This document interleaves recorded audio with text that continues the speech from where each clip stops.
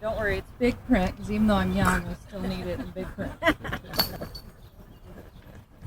And I'll read it so I don't go too slow. I'm deeply honored to receive this award.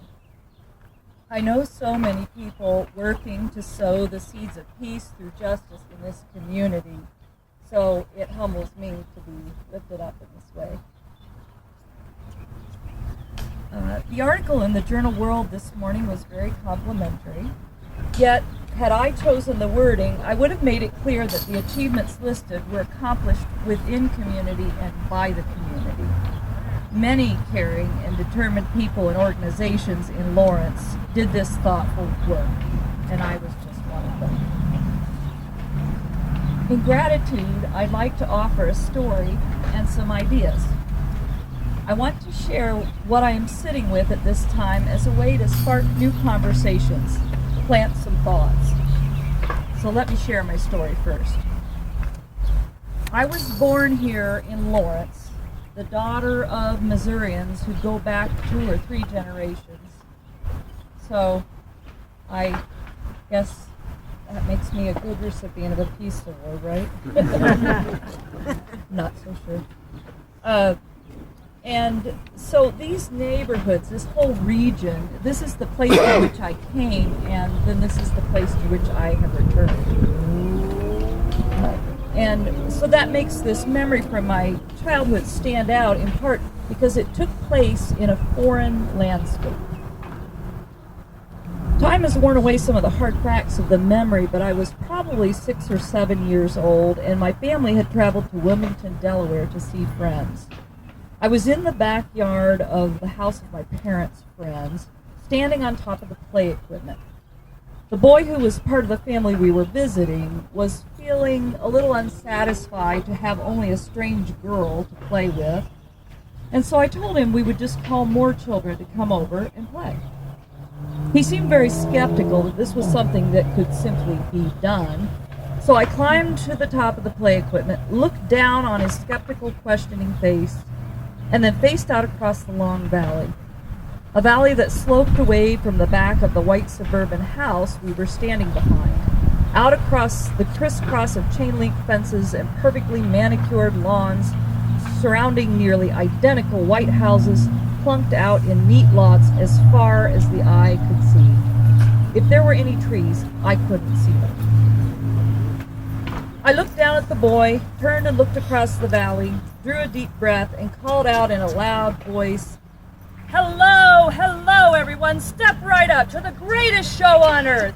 You will see things to amaze you in your neighborhood today only. Hurry, hurry." Children who had been playing here and there in singles and in small groups in their own backyards froze, looked up, and listened. Some of them were fairly far away. I stopped, marveling at my own ability to get the attention of so many children. I looked down at the boy. Eyes wide, he nodded. I called again, making additional vague but enthusiastic claims. I seem to remember that some kids he knew did come over to play from the neighboring houses, which seemed to satisfy him. I stopped calling because I had this strong sense of honesty, of fairness. I mean, after all, we didn't have the greatest show. I didn't want to mislead those other children. I didn't want them to come over and be disappointed. At the time, I didn't realize that I had discovered a couple of my powers, a bit of a knack for improv coupled with strong intuitive sense, or at least moxie, along with the ability to utilize the power of words, and a reasonably healthy set of lungs. I was more focused on the thought that it seemed to me a person ought to use their powers for good, to know what they were talking about before they persuaded an entire group of people to come hither. I still think that, now more than ever. So I took a bit of a hiatus from being a barker. Actually, it's lasted until about now. The In the interim, I've been asking a series of questions about what power I might or might not have. What alternatives to persuasion I could discover that would allow me to make things happen. How could I speak truth to power? How could I work toward a common good? There are lots of details to the answer, but people power is the shorthand answer. My people, my community, this place, this region fostered every bit of understanding I currently hold. From them, I get my every measure of compassion, empathy, understanding, well-being. Through them, I have learned to hold these notions up to guide my path. And if I remain open, the lessons come from the most unlikely of places. I recently learned some profound insights from a talk that Megan Phelps Roper gave. Yeah, the granddaughter of Fred Phelps. A young woman who left her family church and the bonds of judgment and hate that define them. And then, from the other side, she now has advice on how to bridge back across that chasm the way others had reached out to her. So here are some of the kernels of truth I have learned. First, assume at least neutral, if not positive, intentions in everyone you encounter. This one can be hard, especially in these times of such bitter division. What I'm suggesting is not that we all suspend our disbelief or our ability to question or discern, but one listens in a different way. One can allow oneself to listen if starting from that premise. Next, ask questions to signal that you're listening and to find out if you're being heard. And then lean in and listen carefully to the answers. Third, stay calm. If you need to walk away, if you need to take a break, do it. Do your emotional homework and do your emotional care while you are gone, but come back bringing your calm with you.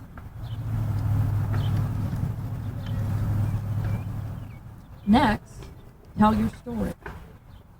You are the experts of your own lives. You are the humanity in this tale. Make your case. We often assume that the values we hold and the reasons we hold them are obvious, when in fact they are not. And as you make your case, as you tell your story, be present with the fact that there can often be a sense of loss of something to you that matters. And know that the other person may feel such a loss too. Everyone currently here is a survivor of life at the very least. Often there is more than one survival story of oppression, of childhood trauma, of systemic ills, of injustice. Yes, we are all survivors, and somewhere within each of us there is a story of loss. Yet we may not need to tell that story. Maybe we really need to tell the stories of how we were resilient, how we were strong. And we need to get to a place where we feed each other's resiliency, feed each other's strengths. It means we need to look with clear eyes at our history. Then consider giving each other the ability to adapt, the ability to solve problems together, the capacity to build community where we all can have hope and we all can find a way to belong. We want to make a space that allows everyone to contribute to the feast and then to share in it. So I think what I really want is to become the queen of the potluck. And I imagine that I'm climbing to the top of the playset and asking all of you, to lean into the power of the potluck and the gathering and the kitchen table. Lean into it with me. And then climb up here and sing out your own truths from the top of the playset. And I'll lean into your visions too. And by the way, thank you.